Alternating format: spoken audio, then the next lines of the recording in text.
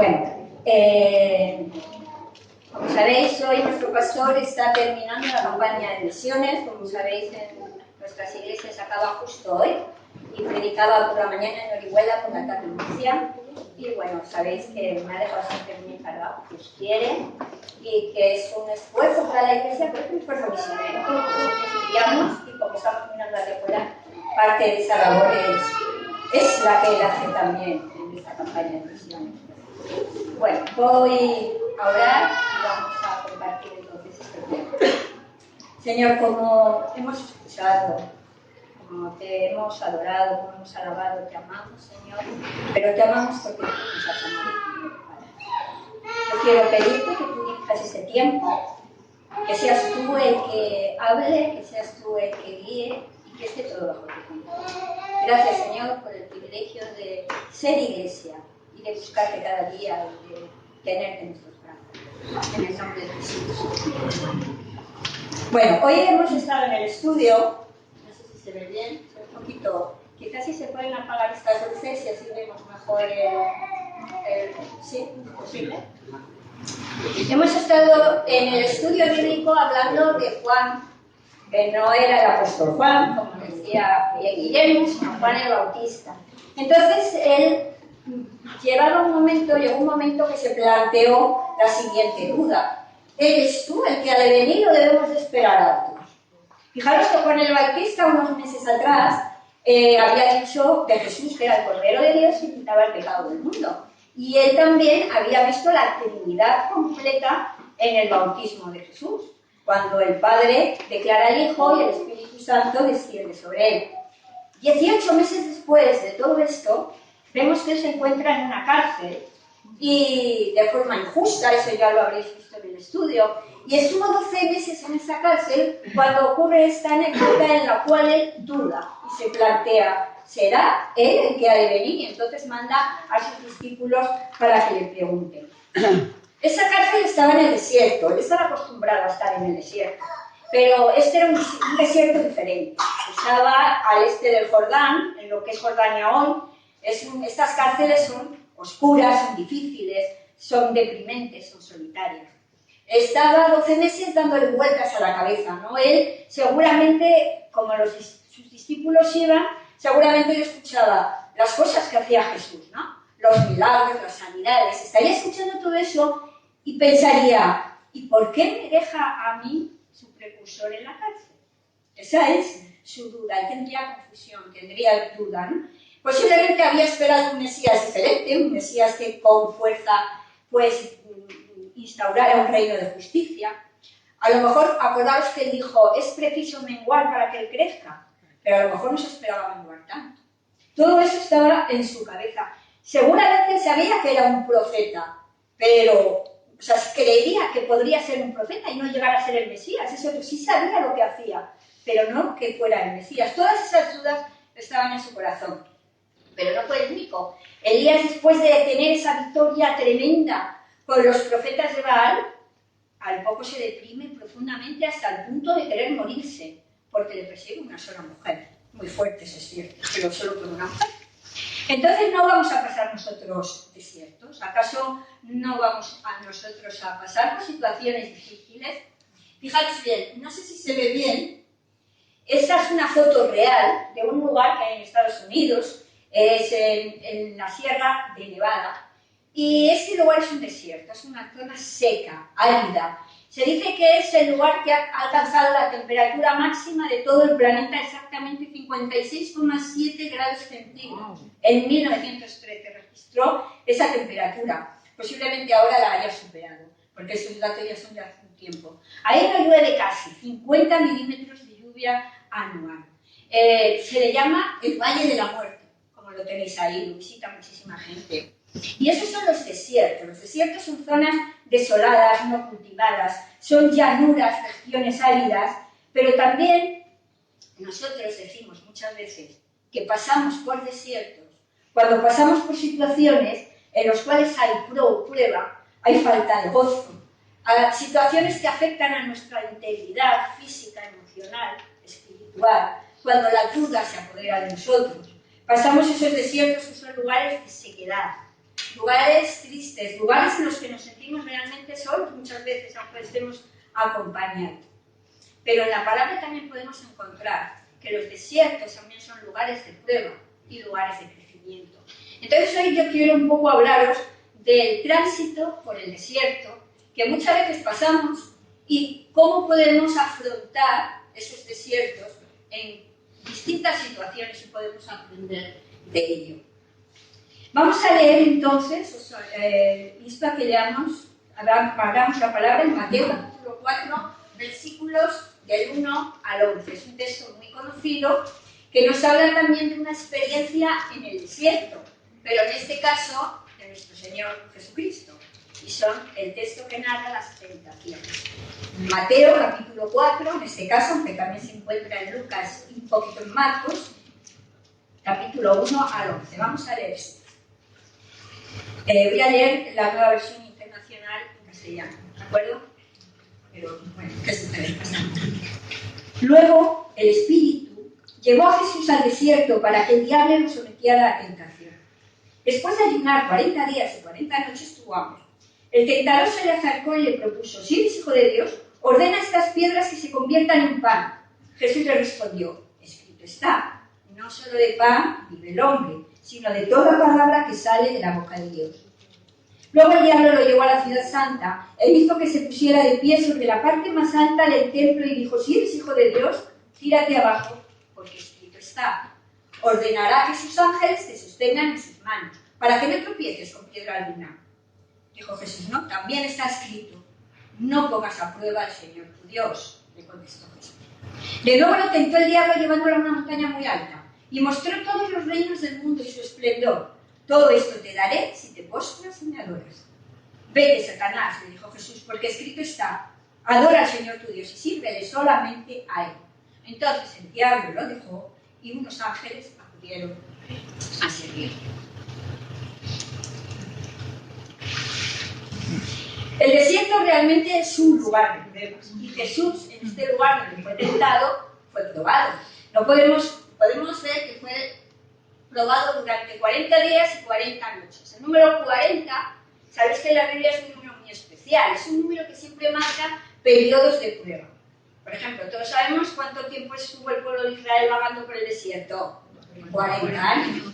¿Cuántos días también estuvo Moisés ayunando día y noche en el monte Sinaí? 40 días. ¿Cuántos días duró el diluvio? 40 también. ¿Cuántos días se apareció Jesús después de su resurrección a sus discípulos? 40 días. ¿Cuántos días Goliat estuvo desafiando a los israelitas? 40 días. Es decir, es un dato que nos muestra siempre, nos habla siempre de las pruebas. Pero fijaros de bien, las tentaciones que vivió Jesús en el desierto antes de empezar su ministerio fueron reales, genuinas.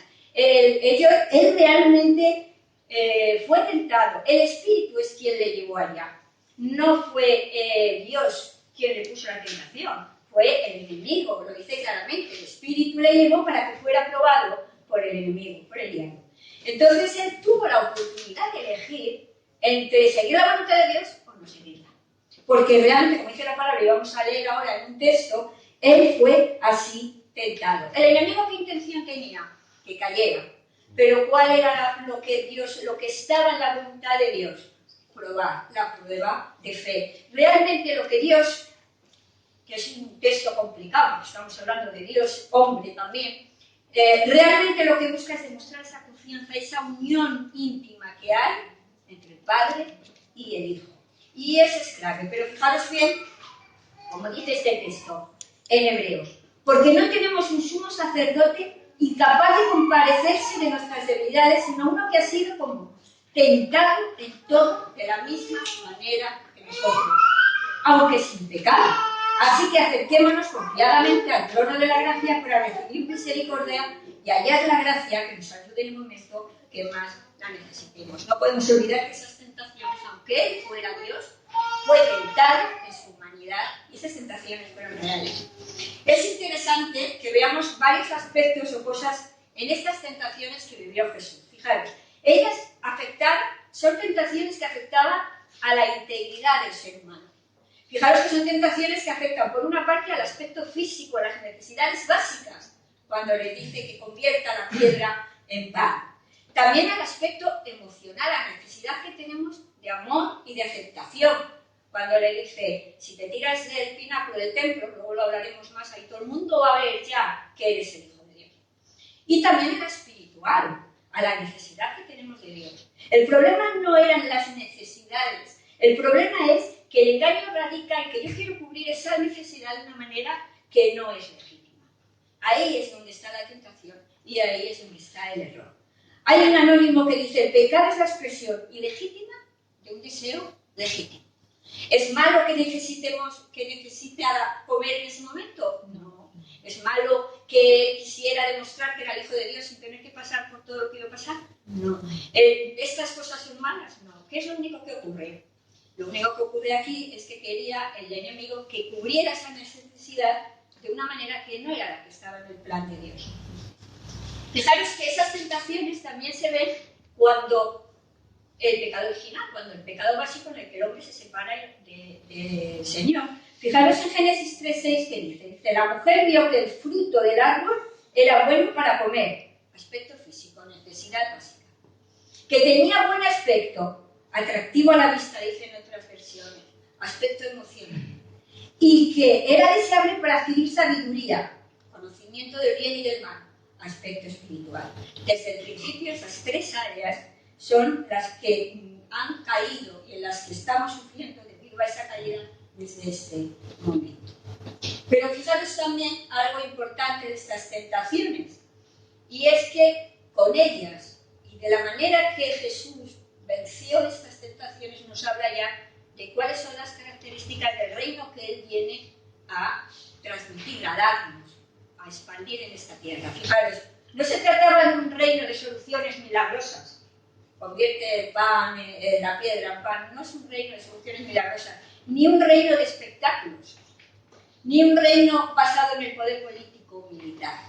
Él está hablando de un reino en el cual Él va a ser siervo, y va a ser un siervo sufriente, un siervo que iba a sufrir, un siervo que iba a pasar por dificultades. Muchas veces pensamos que el ser creyente o estar en las vías del camino de Dios, todo se nos va y todo se nos quita, y es un camino difícil. Dice la palabra que no vamos a ser menos que Él, y Él fue un siervo sufriente. Tenemos que ser capaces de asumir que el camino como creyente a veces es complicado y que tenemos que superar muchos obstáculos. Él vino a restaurar la humanidad en toda su integridad física, emocional y espiritual, y a liberar cautivos, ciegos y oprimidos a través del Evangelio.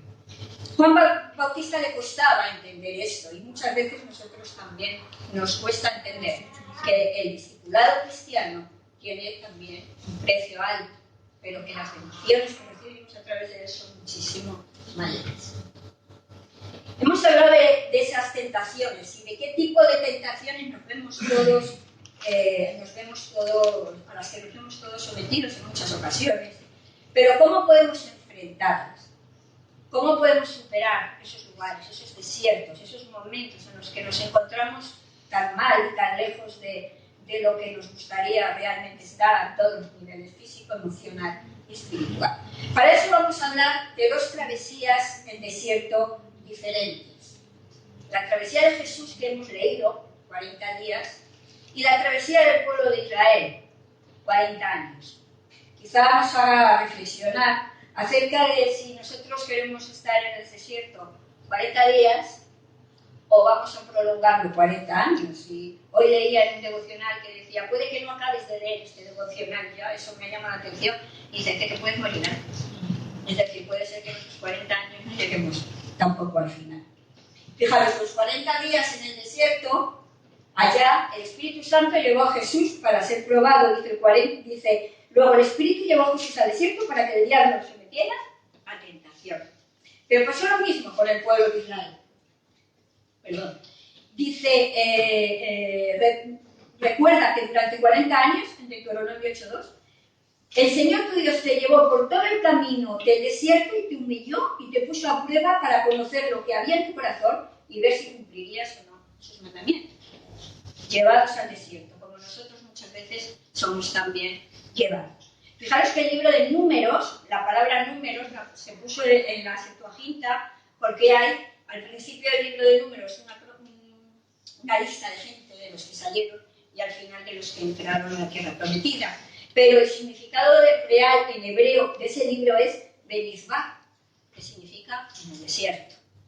Y es muy significativo porque es un lugar al cual nosotros siempre de una manera u otra nos acercamos. Fijaros, en el desierto, primera prueba, las pruebas de las necesidades básicas. En el desierto Jesús tuvo hambre. Dice, después de ayunar 40 días y 40 noches, tuvo hambre. El tentador se le acercó y le propuso, si eres hijo de Dios, ordena a estas piedras que se conviertan en pan. Podríamos pensar, eso no es malo, ¿qué malo había ahí? Un milagro de llenar la necesidad física. De hecho, él iba a empezar un ministerio muy intenso. Necesitaba tener fuerza, no podría empezar físicamente desfavorecido. Podría haberse hecho esta lectura, fijaros.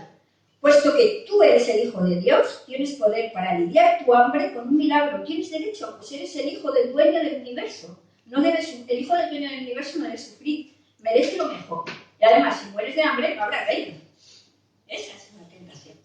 ¿Qué buscaba el tentador realmente? Que Jesús utilizara su poder de manera ilegítima, fuera de la voluntad de Dios. Y también llevar incluso a la desconfianza, a esa separación que era imposible entre padre e hijo, porque acordaros que Jesús afirma, ciertamente eso es lógico, que el hijo no puede hacer nada por su propia cuenta, sino solamente lo que ve al padre hacer. Porque cualquier cosa que hace el padre, esa hace también el hijo. ¿Qué pasó con el pueblo de Israel? Fijaros. Cuando ellos estaban caminando un mes después de salir de Egipto, un mes, y recordar que la presencia de Dios iba con ellos, Dios busca es que el pueblo se dé cuenta de que depende únicamente de él. Entonces están pasando sed, es un momento complicado.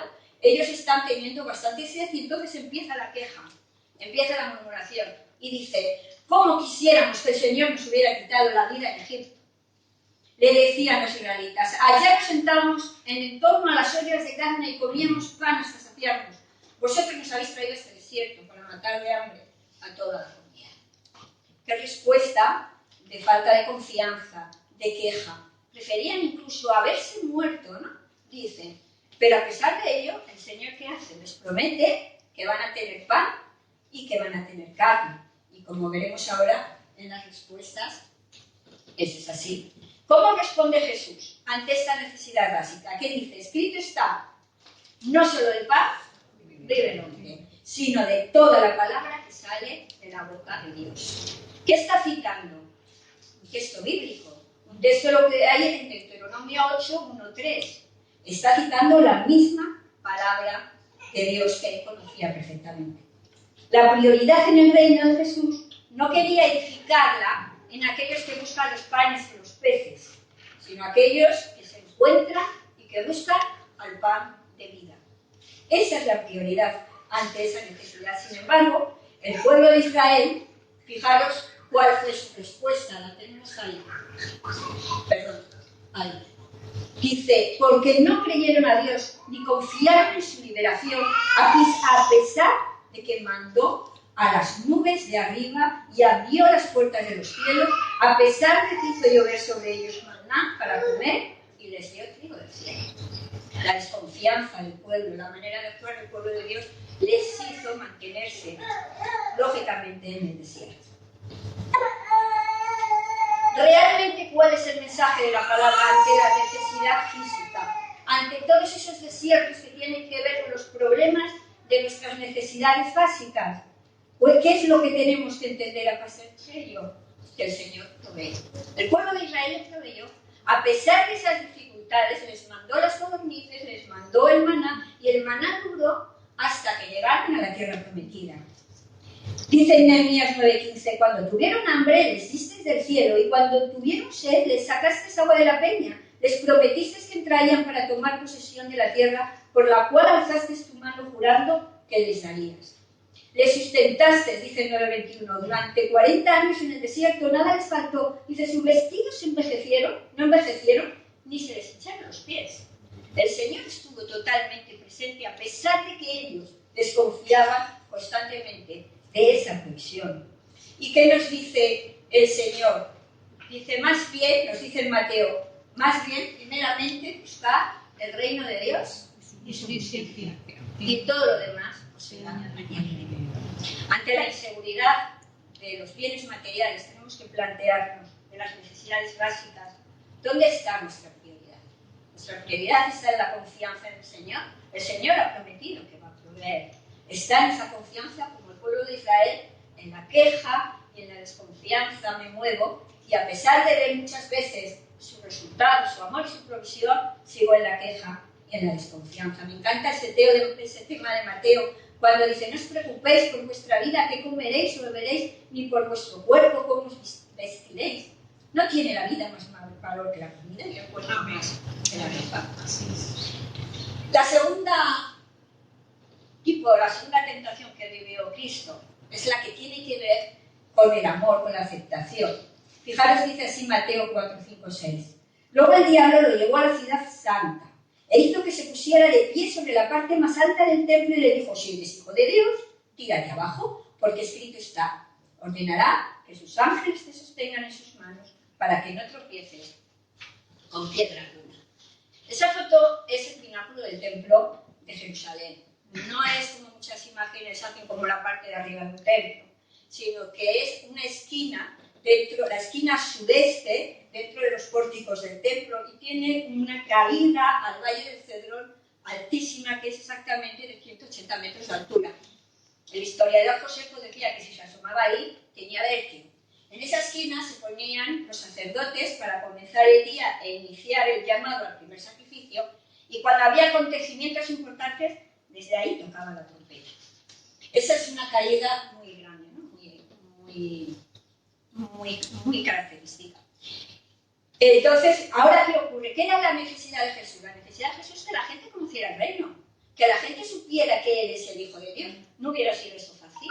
Se tira por ahí, vienen los ángeles, que podía haber ocurrido, le cogen, se lo llevan y ya todo el mundo vería de una manera espectacular que Él era el Hijo de Dios.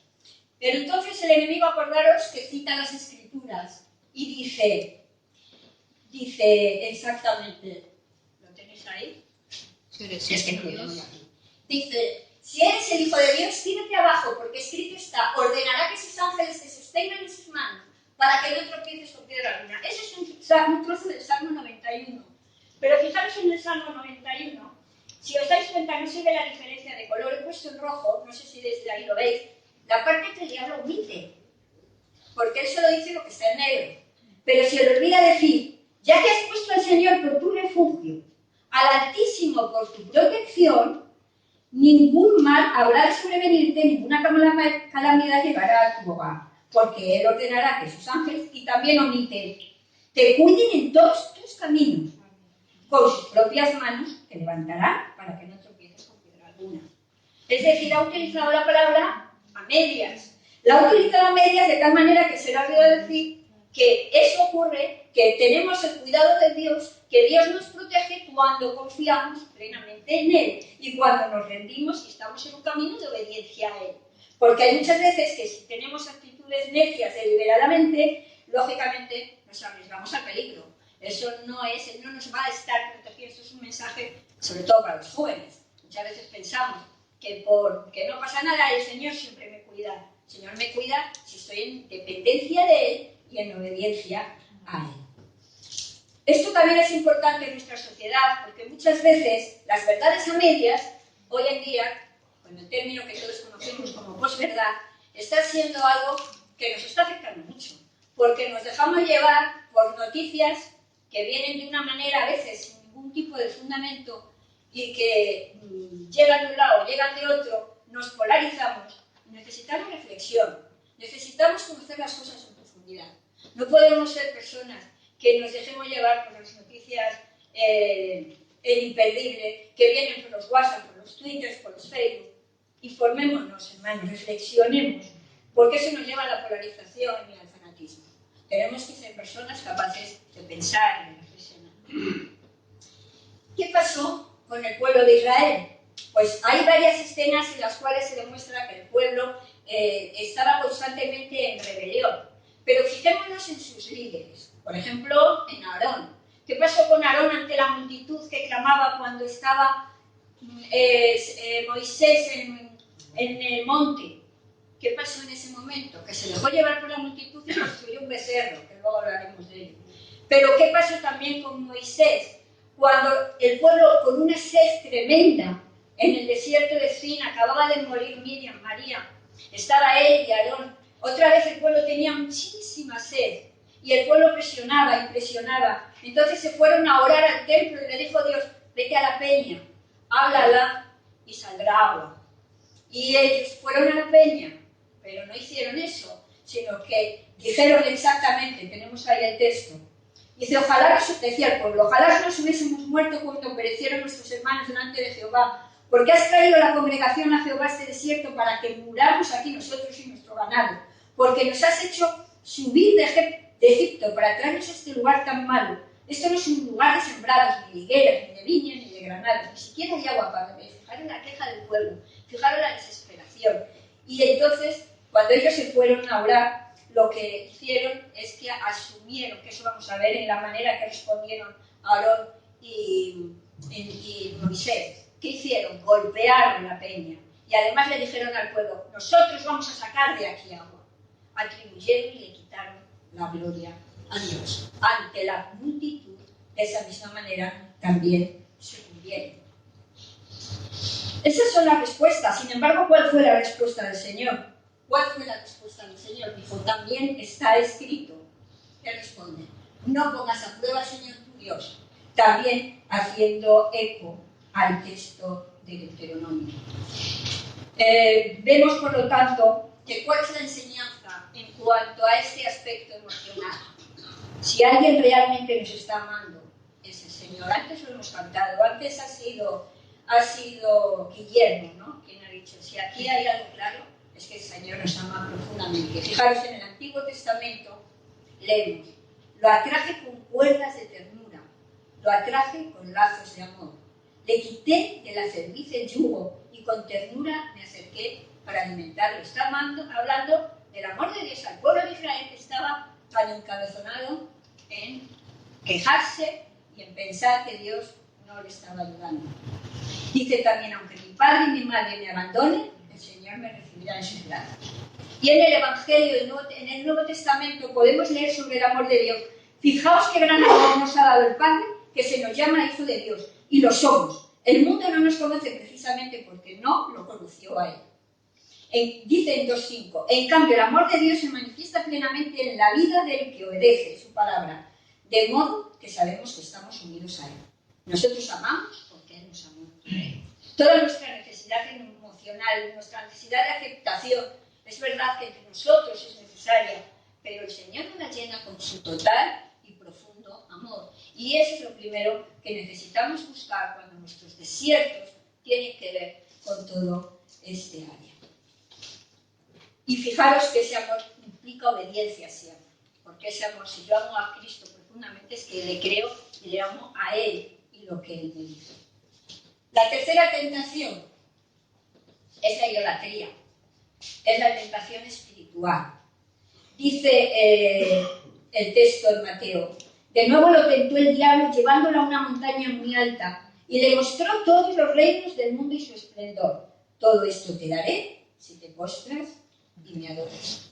El enemigo sabía que él había venido a hacer suyo, a extender el reino de Dios. Fijaros que en Apocalipsis 11:15 dice, tocó el séptimo ángel su trompeta y en el cielo resonaron fuertes voces que decían, el reino del mundo ha pasado a ser de nuestro Señor y de su Cristo, y Él reinará por los siglos de los siglos. El enemigo sabía eso. Entonces él lo que quería era confundir la situación y que le adorara directamente a Él. El enemigo le proponía un camino fácil. Él venía a ser el rey o el príncipe real de este mundo.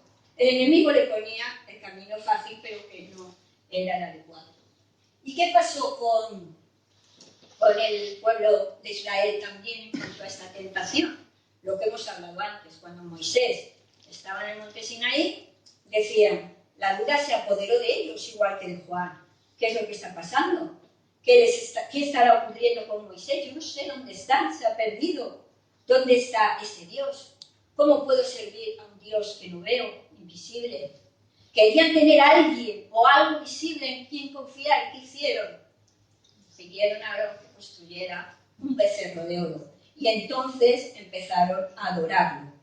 Claro, 3 aspectos clave que cometieron y que muchas veces nosotros también metemos ahí la pata. La impaciencia, la falta de confianza mutua y la falta de confianza en Dios. Son aspectos que llevaron al pueblo de Dios a adorar a un becerro de oro cuando habían acabado de ver hacía poco los milagros y las maravillas que le había mostrado el Señor desde que salieron de Egipto. ¿Cuál es la respuesta de Jesús? Vete, Satanás, porque escrito está: adora al Señor tu Dios y sírvele solamente a Él. Someteos a Dios, dice la palabra, y resistir al diablo, y entonces Él huirá. Vuelvo a utilizar el texto de Deuteronomio. Nadie puede servir a 2 señores. ¿Qué hizo el pueblo de Israel? Pues como hemos dicho, fue capaz de que se construyó el becerro y dijo: Israel, aquí tienes a tus dioses que te sacaron de Egipto. Y entonces Aarón vio eso y quiso remediar la situación diciendo: bueno, voy a construir un altar y voy a decir que este es Jehová. Eso es sincretismo, el cual también es un error que debemos de tener mucho cuidado. Fue el gran fallo espiritual que tuvo el pueblo de Dios en esta enseñanza. ¿Cuál es la enseñanza real de Dios? Él es el único yo soy, no hay otro Dios. Tanto en el Antiguo Testamento, cuando dice: yo soy el Señor tu Dios, yo te saqué de Egipto, del país donde eras esclavo, no tengas otros dioses fuera de mí, no te hagas ningún ídolo, ni nada que guarde semejanza con lo que hay arriba en el cielo, ni con lo que hay abajo en la tierra, ni con lo que hay en las aguas debajo de la tierra. Y en Juan 3:16, en el Nuevo Testamento, el texto claro que conocemos: porque de tal manera amó Dios al mundo, que envió su unigénito para que todo el que cree no se pierda y tenga vida eterna. Viendo estas 2 posibilidades, estas 2 maneras de afrontar los desiertos, la de Jesús en las tentaciones, esos 40 días de oración y profunda dependencia con Dios, y la del pueblo de Israel, obstinado, cabezota, desconfiado, aun viendo las cosas que ocurrían a su alrededor, seguía dudando. Ahora, la pregunta es: ¿cuál va a ser nuestra respuesta? Dios quiso establecer un reino de justicia por medio de Abraham y sus descendientes. Y le fallaron, no se logró. Entonces, por medio de su Hijo Jesucristo, sometido y obediente, establece ese reino de justicia en los corazones de todos aquellos que creemos en Él. Pero es un rey que nos ha marcado un camino de sufrimiento, un camino de siervo sufriente, y un camino que implica que hay que pasar tentaciones, pruebas y desiertos. ¿Cuál es entonces nuestra respuesta? Nuestra respuesta tiene que centrarse en un seguimiento completo a Cristo. Un discipulado radical, que es lo que estamos hablando en la iglesia estos días. Hacer verdaderamente a Cristo, nuestro Señor, en todas las áreas de nuestra vida, física, emocional, espiritual. No significa fanatismo, no, sino que no sea a medias tintas. Es dejar al Señor que entre en todas las partes de nuestro ser, en todos los cuartos, en todos los rincones, hasta en el cuarto trastero, y que Él tome el control de todas esas áreas de nuestra vida. Dice: el discípulo no es superior a su maestro, ni el siervo es superior a su amo. Él pasó por esas situaciones y tuvo que decidir.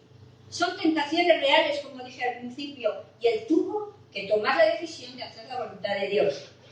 Mateo 16:24. Luego dijo Jesús a sus discípulos: si alguien quiere ser mi discípulo, ¿qué tiene que hacer? Negarse a sí mismo y tomar la cruz y seguirme. Pero en todo tiempo de prueba, hermanos, cada vez que estemos en un desierto, cada vez que estemos en esas sequedades, pensad siempre que saliendo de ese desierto estamos siempre creciendo, y eso es lo más importante.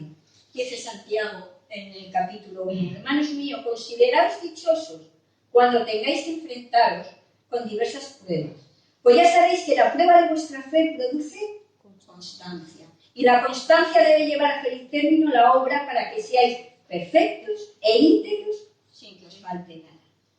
Por ello, si estás viviendo en un desierto en este momento, yo quiero que recuerdes estas cosas que voy a decirte, que resumen un poco esa actitud, ¿no? Primero, vamos contracorriente. Es una prueba propia de todos los creyentes. Pero los valores del reino van en contra de los valores de este mundo. Y eso lo tenemos que asumir.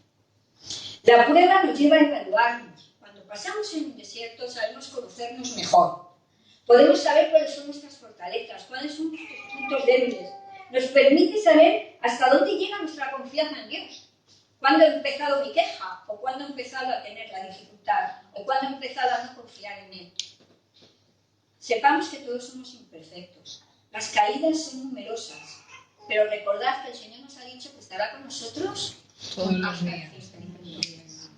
Aprendemos de nuestros errores y de nuestras caídas. Hay una frase anónima que dice: transforma en peldaños a la piedra con la que tropiezas.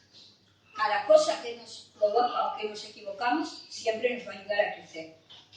El problema no es la tentación, sino caer en ella. Lutero decía que es como un pájaro que viene a tu cabeza. Siempre va a venir, no podemos evitar que venga a la cabeza. Lo que sí podemos evitar es hacerle un nido y que se quede ahí. Las pruebas nos llevan a la acción. Hacen que nuestra fe se ponga en acción. ¿Qué le pasó al pueblo cuando era perseguido? Que es cuando se puso realmente a extender el reino. Cuando Dios a veces nos pone desiertos porque quiere que nos movamos, que hagamos, que empecemos a hacer lo que no estamos haciendo. Pone en funcionamiento los recursos espirituales que Dios nos ha dado. Con la prueba el Señor nos ayuda a crecer, también hemos dicho, porque prueba nuestra fidelidad, a fin de poder asumir tareas mayores siempre. Jesús venció la tentación, recordad, con los mismos recursos que tenemos, porque Él venció la tentación en su humanidad. Él no por ser Dios pudo decir ahora no como esto, sino que como humano tuvo que decidir hacer la voluntad del Padre. La perseverancia tiene como recompensa la corona de vida. No lo olvidéis nunca. A veces el camino es difícil, pero la perseverancia tiene recompensa. Y en Él está la victoria. Tampoco podemos olvidar eso. Fijaros, para terminar, al principio os hablé de este valle, el Valle de la Muerte. En febrero del 2016, la lluvia torrencial provocada por el fenómeno meteorológico que todos conocemos como el Niño generó un aumento de las precipitaciones en las costas del Océano Pacífico. Entonces, bajo esta tierra árida, había millones y millones de semillas que estaban esperando, de una manera u otra, ese agua. Y de esa manera, el desierto de la muerte se transformó, así estas son fotos reales del lugar, en el desierto de la vida. Y una suave alfombra de flores de muchos colores transformó ese paisaje lunar seco y árido en un lugar tan bonito y maravilloso. Realmente nuestra actitud, nuestra confianza en Dios, nuestro reconocimiento de que Él es el centro de toda nuestra existencia, es lo que puede hacer que pasemos 40 días en el desierto, porque el desierto va a estar, o 40 años. Quiero terminar leyendo un salmo. Es un salmo que todos conocemos, pero es un salmo que cuando yo he estado en desiertos me ha ayudado tanto, que es el que realmente ha sostenido mi vida en esos momentos difíciles y complicados, cuando todo es árido y todo es seco. Y es el Salmo 23. Entonces quiero leerlo porque pienso que puede ser de ayuda para si alguno de vosotros en esa situación os encontráis, lo podáis recitar en profundidad todas las veces que sea necesario, hasta que podáis asumir realmente que el Señor es mi pastor, que nada me falta, que en verdes pastos me hace descansar, junto a tranquilas aguas me conduce, que me infunde nuevas fuerzas, que me guía por sendas de justicia por amor a su nombre. Aun si voy por valles tenebrosos, por desiertos, ¿no? Eso lo añado yo. No tengo peligro alguno porque tú estás a mi lado. Tu vara de pastor me reconforta. Dispones ante mí un banquete en presencia de mis enemigos. Has ungido con perfume mi cabeza. Has llenado mi copa a rebosar. La bondad y el amor me seguirán todos los días, incluso esos difíciles, incluso aquellos en los que estamos hechos polvo y hundidos, todos los días de mi vida, y en la casa del Señor habitaré para siempre. No seamos cabezotas como pueblo de Israel y aprendamos a pasar los desiertos como nos ha enseñado nuestro Maestro.